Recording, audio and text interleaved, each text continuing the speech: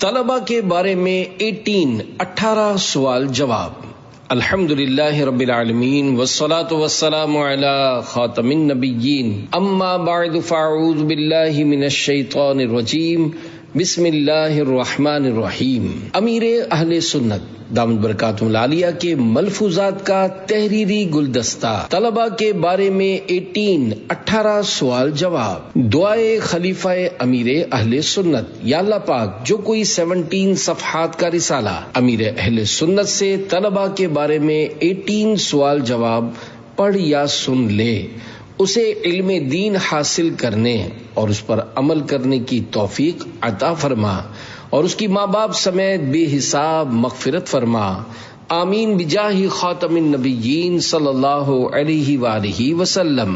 درود شریف کی فضیلت، فرمان آخری نبی صلی اللہ علیہ وآلہ وسلم، جس نے دن اور رات میں میری طرف شوق و محبت کی وجہ سے 3 مرتبہ درود پاک پڑھا، اللہ پاک پر حق ہے کہ وہ اس کے اس دن اور اس رات کے گناہ بخش دے۔ صلو علی الحبیب صلی اللہ علی محمد۔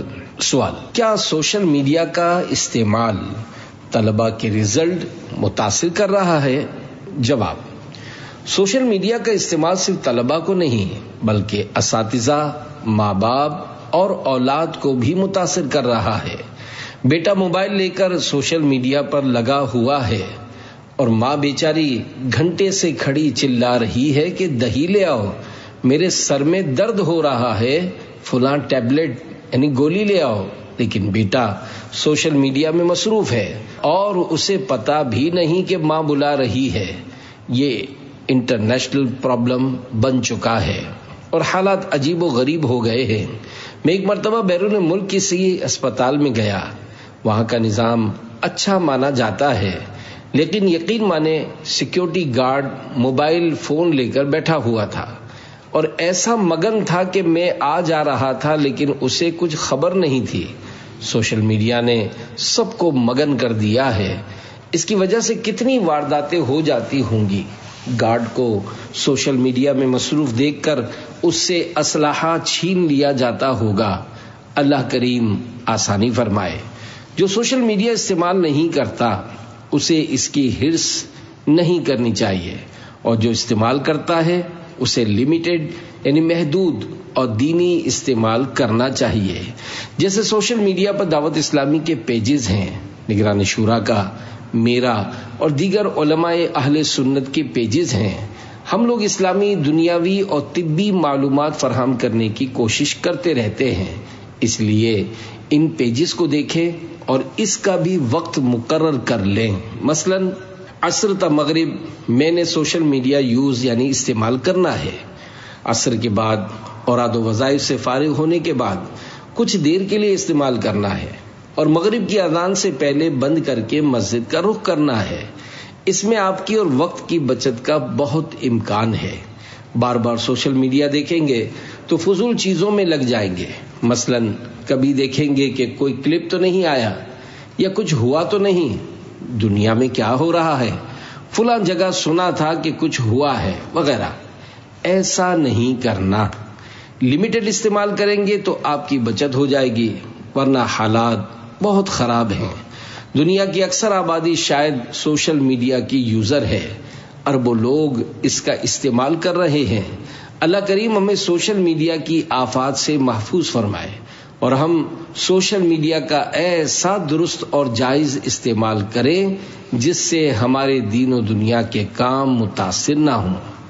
سوال: پی ایچ ڈی کرنے والوں کو اپنی تعلیم کے دوران مقالہ لکھنا ہوتا ہے جس کو یہ لوگ تھیسس کہتے ہیں، نیز ان کو زندگی میں لکھنا ہی لکھنا ہوتا ہے، کیا انہیں اپنی تحریر کو کسی عاشق رسول مفتی صاحب سے چیک کروانا چاہیے؟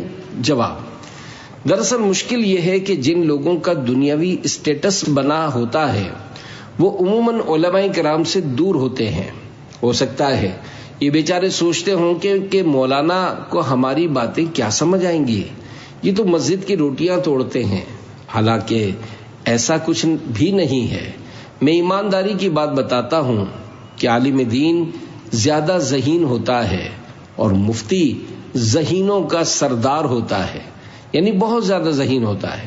یہ لوگ عام طور پر مروت اور سادگی کی وجہ سے ان دنیاوی پڑھے لکھے لوگوں سے الجھتے نہیں ہیں، لیکن اس کا ہرگز یہ مطلب نہیں کہ ان کو کچھ سمجھ نہیں آتی۔ اگر کسی کی ایسی سوچ نہ بھی ہو تو اسے یہ وسوسہ آ سکتا ہے کہ مولانا کو میرا یہ مقالہ یا آرٹیکل کیا سمجھ آئے گا۔ ٹھیک ہے، مولانا اچھے ہیں، میں جمعہ کی نماز انہی کے پیچھے پڑھتا ہوں، یہ تقریر بھی اچھی کرتے ہیں اور مسائل بھی بیان کرتے ہیں، مگر میرا آرٹیکل یہ نہیں سمجھ سکیں گے۔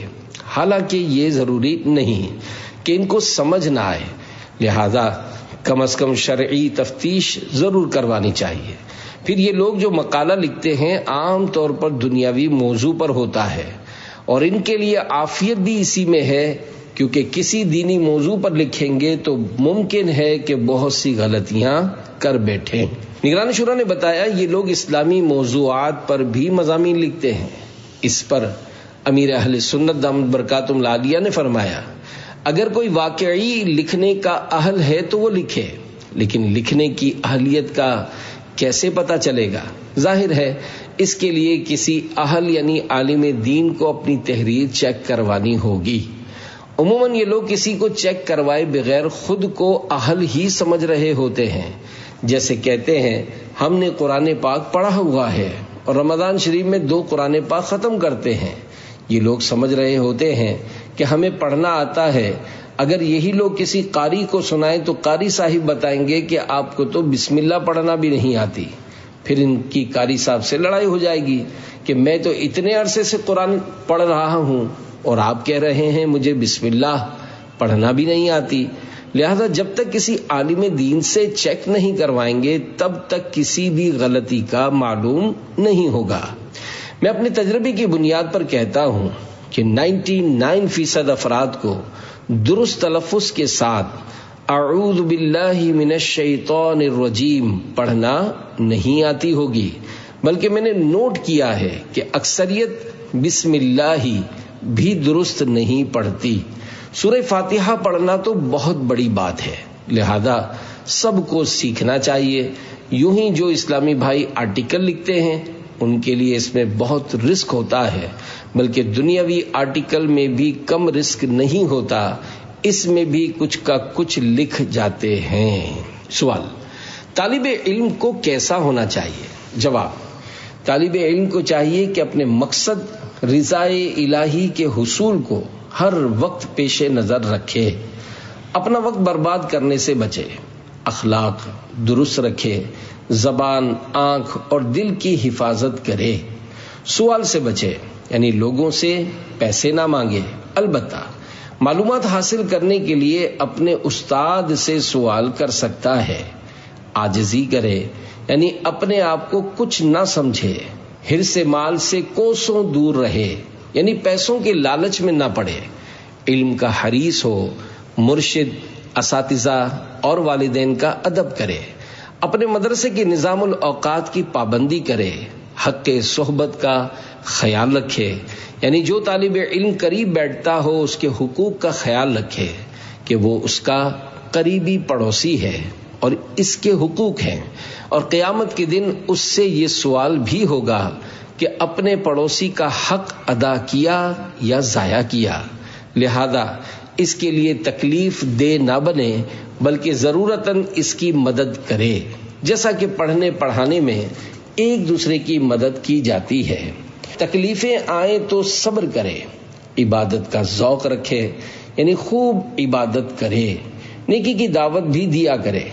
طالب علم کے لیے یہ جو کچھ مدنی پھول ہیں جنہیں میں نے مکتبۃ المدینہ کی کتاب کامیاب طالب علم کون سے آسان کر کے پیش کرنے کی کوشش کی ہے۔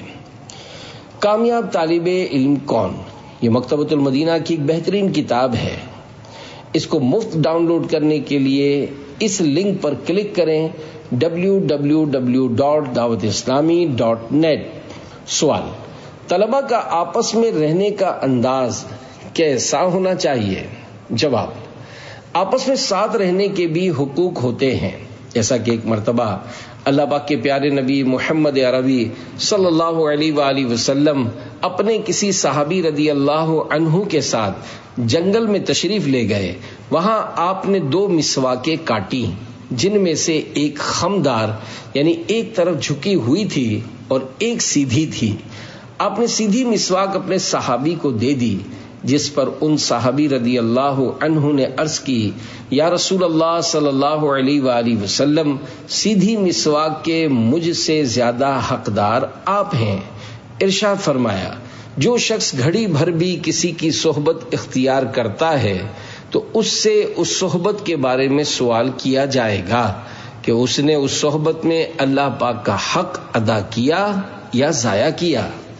حدیث کے تحت حضرت امام محمد غزالی رحمۃ اللہ علیہ لکھتے ہیں، اس فرمان سے معلوم ہوا کہ صحبت میں اللہ پاک کا حق ایثار ہے. حق کے صحبت ہر جگہ ہوتا ہے. مثلا ہم بس میں سفر کر رہے ہیں اور چند منٹ کے لیے کوئی ہمارے ساتھ بیٹھا تو اس کے لیے بھی حق کے صحبت ہوگا. اسی طرح جو طالب علم ہمارے ساتھ جامعہ میں موجود ہے، خواہ وہ ہمارے ہی درجے کا ہو یا کسی اور درجے کا ہو، سب ہمارے پڑوسی ہیں اور ان سب کے حقوق بھی ہیں. حق مسلم تو ہر کسی کے ساتھ وابستہ ہے، پھر چاہے وہ ہزاروں میل دور ہو. اس لیے ہر ایک کا خیال رکھنا ہے اور اپنے اخلاق درست کرنے ہیں. سوال: اسٹوڈنٹس میں عام طور پر یہ بات رائج ہے کہ ایک دوسرے کے نوٹس، کتابیں، اسٹیشنری اور دیگر چیزوں کا بلا تکلف اور بلا اجازت استعمال کرتے ہیں. ایسا کرنا کیسا؟ جواب: اسٹوڈنٹس یعنی طلباء کے ایک دوسرے کی چیزیں استعمال کرنے کی مختلف صورتیں ہیں. مثلا ایسے 2 بالغ دوست جن کا آپس میں اس طرح کا دوستانہ ہے کہ ایک دوسرے کی چیزیں بلا تکلف استعمال کرتے ہیں اور کوئی بھی برا نہیں مانتا تو یہ جائز ہے. اگر ایسا تعلق نہیں اور پھر بھی بلا اجازت ایک دوسرے کی چیز اس طرح استعمال کی کہ اسے کچھ نقصان پہنچا تو استعمال کرنے والا گناہگار ہوگا. ایسے موقع پر عموماً کہہ دیا جاتا ہے کہ میں نے نقصان کہاں پہنچایا ہے، بس 2 پیپر ہی تو کاپی کے پھاڑے ہیں. یاد رہے کہ یہ بھی نقصان ہے. اسی طرح قلم سے لکھا تو کچھ نہ کچھ قلم گھسا اور اس کی انک یعنی سیاہی استعمال ہوئی تو یہ بھی نقصان پہنچانا ہی ہے. اگر نقصان نہ بھی پہنچے تب بھی بغیر اجازت دوسرے کی چیز استعمال نہ کی جائے کہ اگر قیامت کے روز پکڑ ہوئی تو کیا بنے گا. دوسروں کی چیزیں استعمال نہ کرنے میں ہی عافیت ہے. بہرحال عافیت اسی میں ہے کہ بندہ اپنی چیز ہی استعمال کرے. قریبی دوست کی اشیاء بھی بلا اجازت استعمال نہ کرے اور نہ ہی بار بار استعمال کرنے کے لیے اجازت طلب کرے، کیونکہ بہت سے بے تکلف دوستوں میں بھی بعض اوقات مسائل پیدا ہو جاتے ہیں. مثلا اگر کوئی دوست کی موٹر سائیکل پنکچر کر کے آ گیا یا ایکسیڈنٹ میں کچھ نقصان کر دیا تو اب جس کا نقصان ہوا وہ خوشی سے جھومے گا نہیں، بلکہ ہو سکتا ہے کہ وہ طنزیہ جملے کہہ کر اپنے غصے کا اظہار کرے کہ تم کو صحیح چلانی نہیں آتی، سارا پیٹرول ختم کر دیا، پتہ نہیں کہاں گئے تھے، بریک خراب کر دیا تھا، وغیرہ وغیرہ. سوال نہ کرنے پر بیعت. ہمارے صحابہ کرام رضی اللہ عنہم شدید فاقے برداشت کرتے لیکن کسی سے سوال نہیں کرتے تھے. بالخصوص حضرت ابو ہریرہ رضی اللہ عنہ کے بارے میں کئی واقعات موجود ہیں. بعض صحابہ کرام رضی اللہ عنہم نے سرکار مدینہ صلی اللہ علیہ وآلہ وسلم کے دستے مبارک پر اس بات پر بیعت کی تھی کہ کسی سے سوال نہیں کریں گے. بیعت کرنے والوں میں حضرت ثوبان رضی اللہ عنہ بھی تھے. اگر آپ رضی اللہ عنہ سواری پر ہوتے اور آپ رضی اللہ عنہ کا چابک یعنی ہنٹر زمین پر تشریف لے آتا تو آپ کسی سے نہ کہتے کہ یہ اٹھا کر دے دو، بلکہ خود گھوڑے سے نیچے تشریف لاتے اور خود اٹھاتے. اسی طرح کی ایک اور حدیث پاک کے تحت مشہور مفسر حکیم الامت حضرت مفتی احمد یار خان رحمت اللہ علیہ فرماتے ہیں، ظاہر یہ ہے کہ یہ حکم انہی کے لیے خاص تھا، ورنہ گرا ہوا کوڑا کسی سے اٹھوا لینا ناجائز نہیں ہے۔ سوال: اگر اسکول بیگ میں کسی بچے کی کوئی چیز آ جائے اور پتہ نہ ہو کہ کس کی چیز ہے تو اس کا کیا کیا جائے؟ جواب: جب دوسرے دن کلاس میں جائیں تو پوچھ لیں کہ کسی کی کوئی چیز گمی ہے۔ اگر کوئی کہے ہاں میری چیز گمی ہے تو اس سے نشانی وغیرہ پوچھ کر اسے دے دے۔ نشانی وغیرہ پوچھنے کی حاجت اس لیے ہے کہ اگر کوئی چیز بچوں کو دکھا کر پوچھا جائے کہ یہ کس کی ہے تو عموماً سبھی ناسمجھ بچے اس کی طرف لپکیں گے اور بولیں گے مجھے دو مجھے دو۔ یوں ہی بعض بچے اگرچہ سمجھدار ہوتے ہیں لیکن جھوٹ بولنے کے عادی ہوتے ہیں، تو وہ بھی جھوٹ بولتے ہوئے کہہ دیں گے کہ یہ چیز میری ہے۔ اس لیے اگر دکھائے بغیر چیز اور اس کی نشانی پوچھ لی جائے گی تو جس کی ہے اسے مل جائے گی۔ یہ بھی کیا جا سکتا ہے کہ اپنے استاد کو وہ چیز دے دی جائے اور بتا دیا جائے کہ کسی کی یہ چیز میرے بیگ میں آ گئی تھی، اب وہ حکمت عملی سے جس کی ہے اس تک پہنچا دیں گے۔ بہرحال بیگ میں کسی کی چیز آ جائے تو اسے رکھنے یا استعمال کرنے کی اجازت نہیں، بلکہ جس کی ہے اس کو واپس کرنی ہوگی۔ سوال: کیا معلوماتی پروگرامز دیکھنے سے آدمی عالم بن سکتا ہے؟ جواب: دیکھنے سے کوئی کچھ نہیں بنتا۔ نفسیات کی کتابیں گدھے پر لاد دو تو وہ ماہر نفسیات نہیں بن جاتا، علم حاصل کرنے سے عالم بنا جاتا ہے۔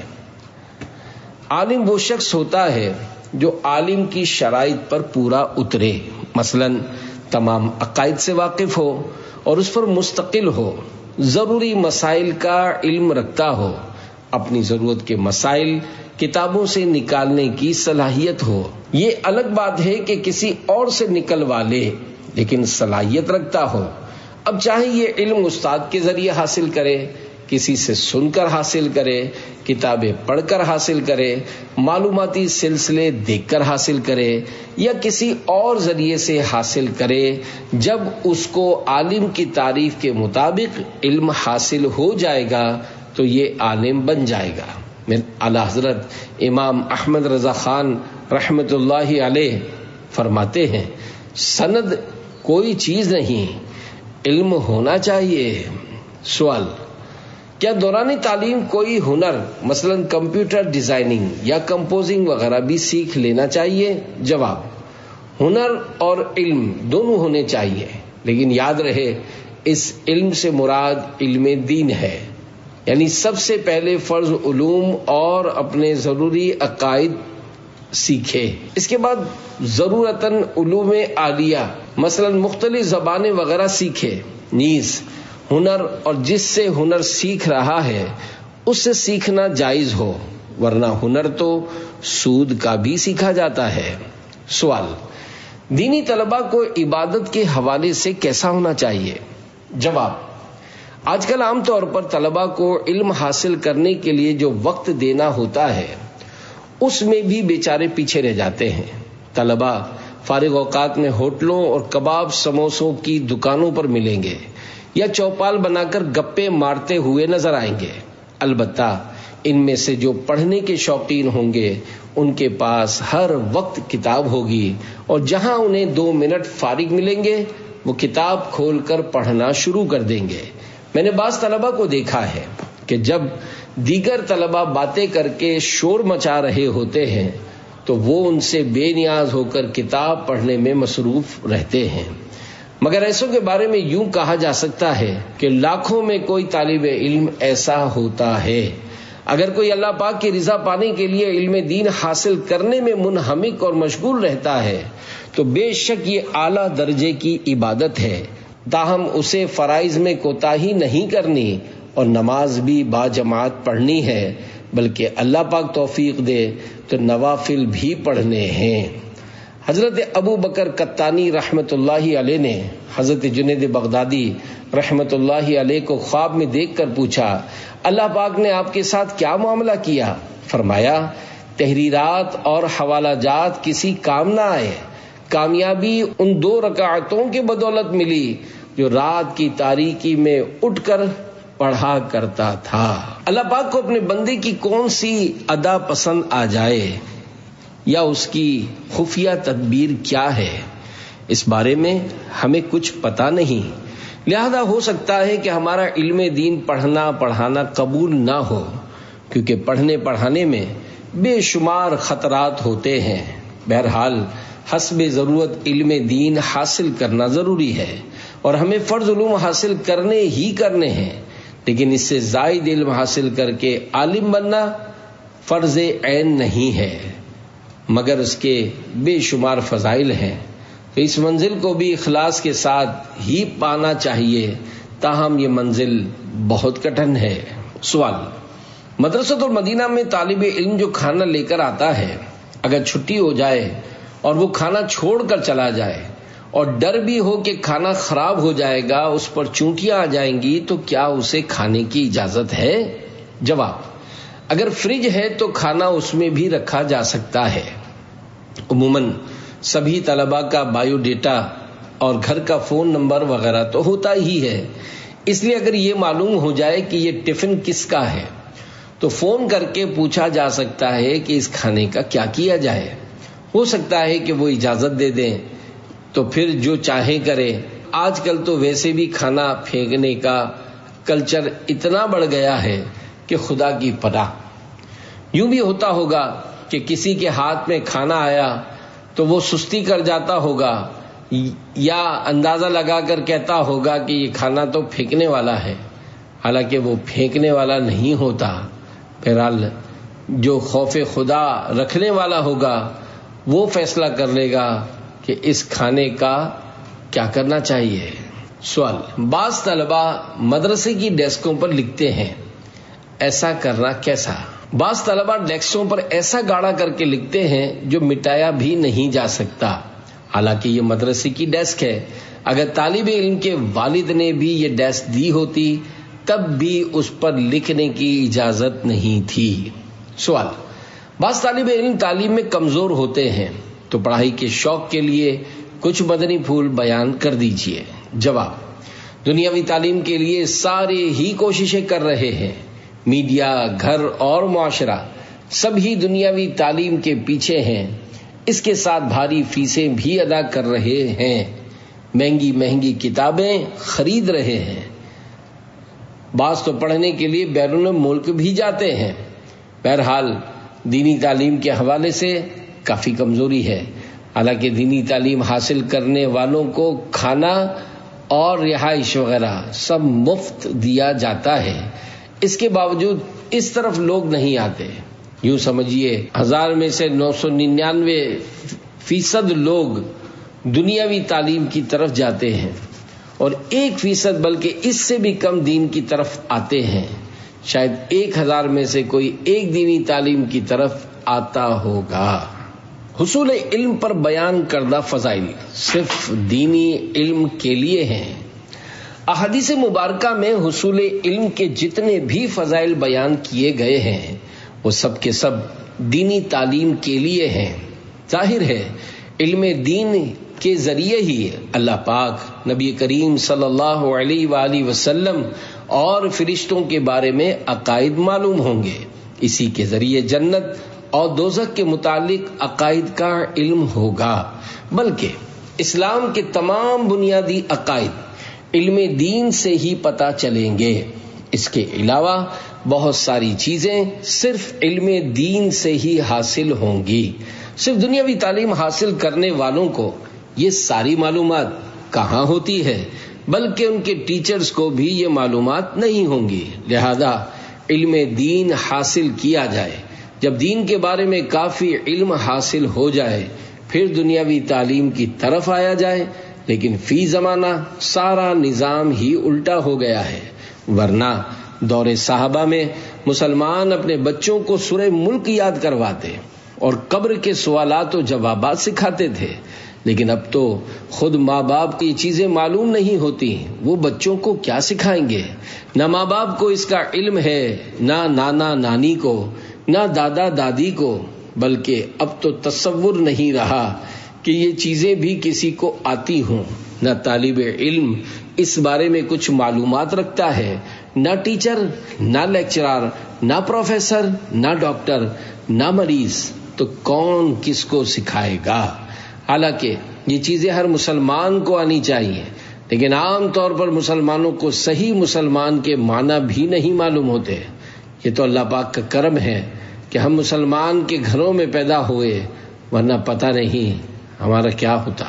ہو سکتا ہے کسی کو میری بات بری لگے اور وہ کہے کہ دنیا چاند پر پہنچ گئی ہے اور مولانا یہ کیا باتیں لے کر بیٹھا ہوا ہے۔ ایسی سوچ والوں سے یہی کہا جائے گا کہ میں مسلمان سے بات کر رہا ہوں۔ نعوذ باللہ، اگر تمہیں اسلام سے پیار نہیں تو میں تم سے کچھ کہہ بھی نہیں رہا۔ مجھے امید ہے کہ کسی بھی مسلمان کو میری یہ باتیں بری نہیں لگیں گی، کیونکہ میں نے اپنی ذات کے لیے بات نہیں کی بلکہ مسلمانوں کی آخرت کی بہتری کے لیے بات کی ہے۔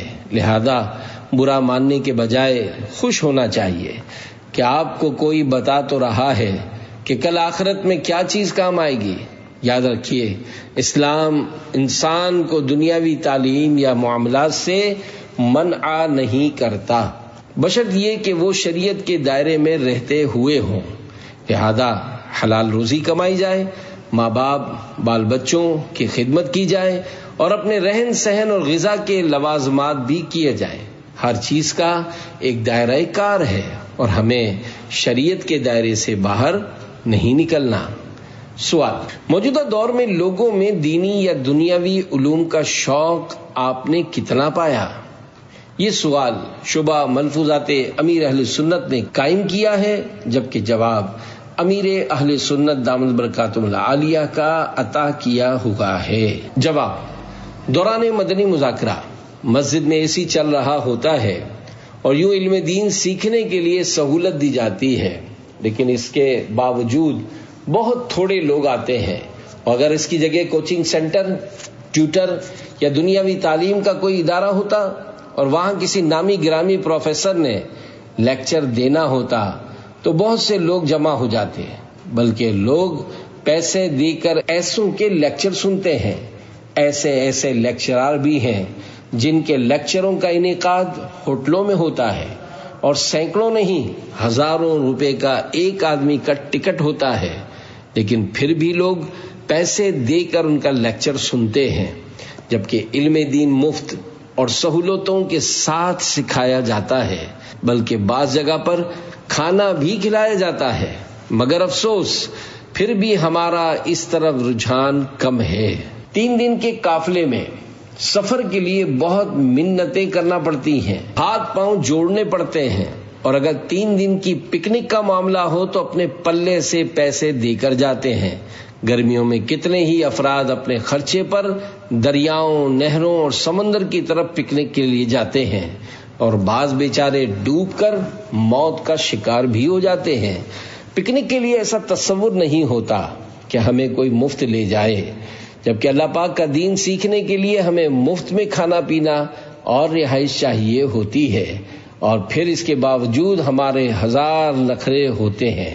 اللہ پاک ہمیں اپنے دین کا علم حاصل کرنے کا شوق اور جذبہ عطا فرمائے۔ سوال: کیا درس نظامی کرنا عالم ہونے کے لیے شرط ہے؟ یہ سوال شعبہ ملفوظات امیر اہل سنت نے قائم کیا ہے، جبکہ جواب امیر اہل سنت دامت برکاتہم العالیہ کا عطا کیا ہوا ہے۔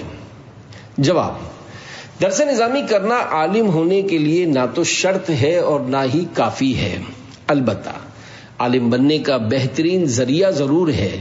جس نے درس نظامی کی سند حاصل کر لی اب وہ پورا عالم بھی بن گیا ہو، یہ ضروری نہیں، کیونکہ 100% فرض علوم درس نظامی میں نہیں پڑھائے جاتے۔